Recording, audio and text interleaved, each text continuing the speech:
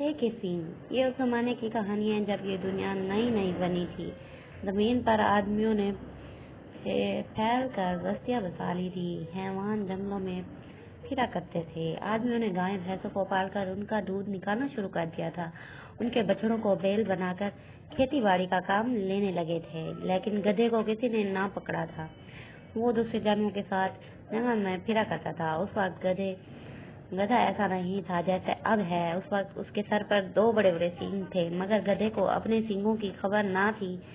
जंगल में आईना तो नहीं जो कोई अपना आशीष में देख लेता, और फिर जंगल में आईना कहाँ से आता। आदमियों ने अभी आईना नहीं बनाया था। वो सी चीजें जरूरत पड़ने पर आदमी बनाते जा रहे थे। सुना है आईना सिकंदर बादशाह के ओहद में इसके हुक्म से तैयार हुआ था। खैर तो गधा जंगल के हिरणों बारहसिंगों को देखकर सोचा करता था कि मैं उनसे डील डोल में बहुत बड़ा हूँ। अगर उनकी तरह मेरे भी सींग होते तो मैं सबसे ज्यादा टोपदार होता। इसी धुन में एक दिन वो नदी पर गया। उस रोज नदी का बहाव रुका हुआ था और पानी ठहरा हुआ था। गधे ने जैसे ही प्यास मिटाने के लिए पानी मुंह में डाला, उसे अपना अक्स पानी में नजर आया। हैरान होकर देखने लगा कि इसके सर पर 2 लंबे लंबे सींग हैं। वो अपनी अगली टांगों तो सर पर नहीं फेर सकता था, ये अंदाजा करने के लिए कि सचमुच उसके सींग हैं। जल्दी पानी पीकर वहां से चल दिया। एक केले का दरख्त सामने था। उसमें सींग मार कर देखा। सींग की नोक तने में घुस गई। अब तो गधा बहुत ही खुश हुआ और सींगों को हिलाता हुआ आगे चला। एक खरगोश उछलता कूदता जा रहा था। गधे ने उसे डांट कर रोका। खरगोश सहम कर खड़ा हो गया। गधे ने कहा, एक सींग ओढ़ो मोड़ो, एक सींग से पत्थर तोड़ो। आ रे खरगोश के बच्चे, पहला तेरा ही पेट फोड़ूं। खरगोश डर गया और मुंह बसोरते हुए बोला, मैंने क्या कसूर किया है? गधे ने अकड़ कर कहा, तू बहुत गुस्ताख है। मेरे सामने से छलांगे लगाता हुआ चल जाता है, ठहर कर अदब से मुझे सलाम नहीं करता। खरगोश ने माफी मांगी और पिछली दोनों टांगों पर खड़े होकर अगली टांग एक माथे पर रख कर सलाम किया। गधा ये कहकर अभी सलाम किए बगैर मेरे सामने से ना जाना, आगे चल दे। थोड़ी दूर पर एक गीदड़ मिला। गधे ने इसे भी रोक कर कहा, एक सींग ओढ़ू मोड़ू, एक सींग से पत्थर तोड़ू। अरे गीदड़ के बच्चे, पहला तेरा ही पेट फोड़ूं। गीदड़ तो बुज़दिल होता ही है।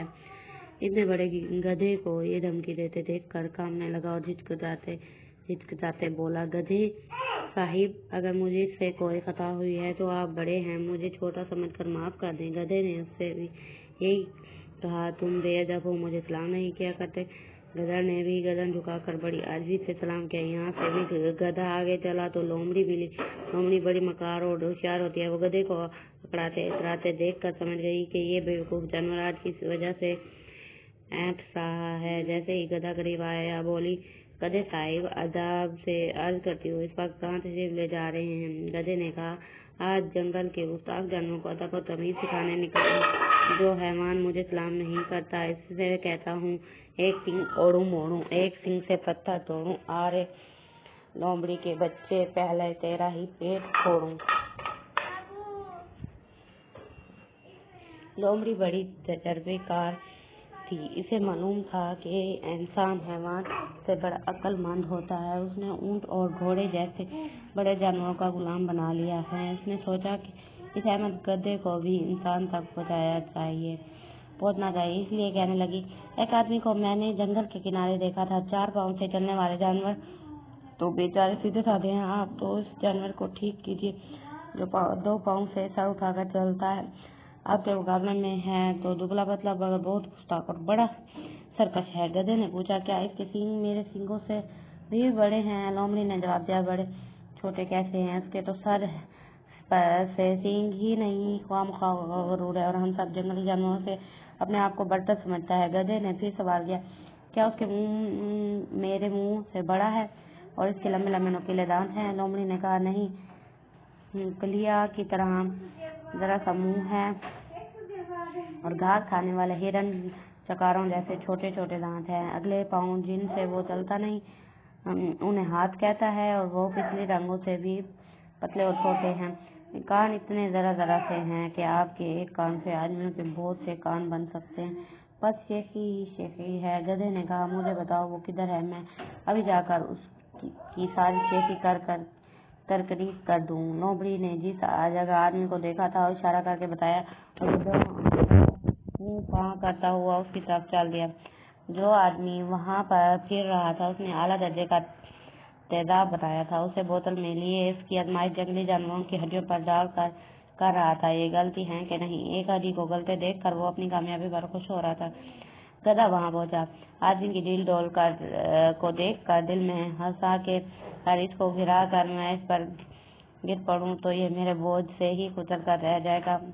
बड़ी आन से सर उठाकर बोला, एक सिंह ओढ़ू मोड़ू, एक सिंह से पत्थर तोड़ू, आरे आदमी के बच्चे, पहले तेरा ही पेट फोड़ू। इस आदमी ने जो ये सुना तो बड़े इत्मीनान से गधे को देखा और बोला, मैं तो आपकी दावत करने आया हूँ, आप मेरे पेट फोड़ना चाहते हैं, ये कैसी उल्टी बात है? गधे ने कहा, मेरी दावत किस चीज की? मेरे खाने की जंगल में घास बहुत है। आदमी ने जवाब दिया, घास क्या चीज है?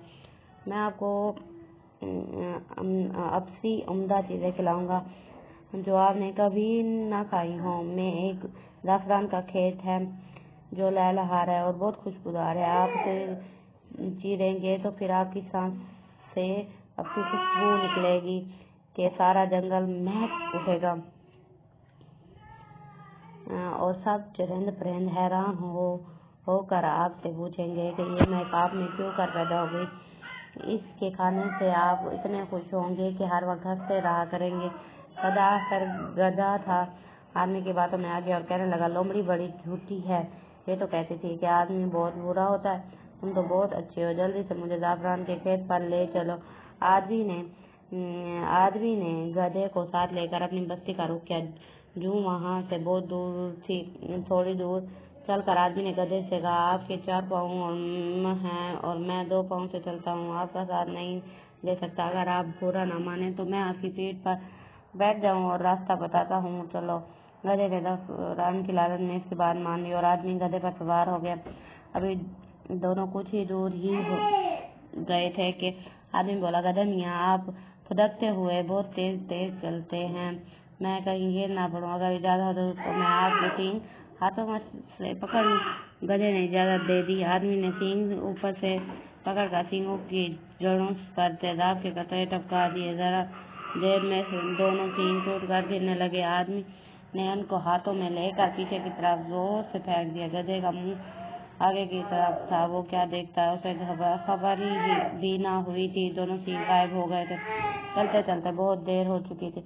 गधे को थकान होने लगी तो बोला, अरे आदमी, इतनी दूर तो आ गए हैं, जाफरान का खेत कहाँ है? आदमी तो बस्ती तक है, उस पर सवार होकर जाना चाहता था। बोला, थोड़ी दूर और चलो। गधे को चबाकदार के ये आदमी धोखा देकर मेरी पीठ पर तो सवार नहीं हुआ। कहने लगा, मेरी पीठ से उतरो और मुझे बताओ वो जाफरान का खेत कहाँ है? आदमी गधे पर से उतरा और दरख्त की एक डाल तोड़कर इसे कमची बनाने लगा। गधे को आदमी के ठहरने पर गुस्सा आ गया। भूख भी लगी हुई थी। झुंझलाकर बोला, अरे आदमी, तो जाफरान नहीं खिलाएगा? आदमी ने कहा, कहीं गधे भी जाफरान खाते हैं?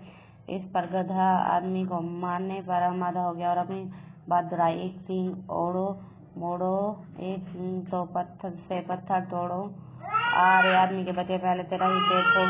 ये सुनकर आदमी हंसा और बोला, गधे, तेरे सींग कहाँ हैं? वो तो गायब हो गए। अब तो क्या मेरा पेट फोड़ेगा? जिधर को मैं कहूँ सीधा सीधा चाल, नहीं तो मारे कैंचियों के तेरी खाल दे दूंगा। गधे ने अपना सर एक पेड़ से टकरा कर देखा तो मालूम हुआ कि सर पर सींग मौजूद ही नहीं।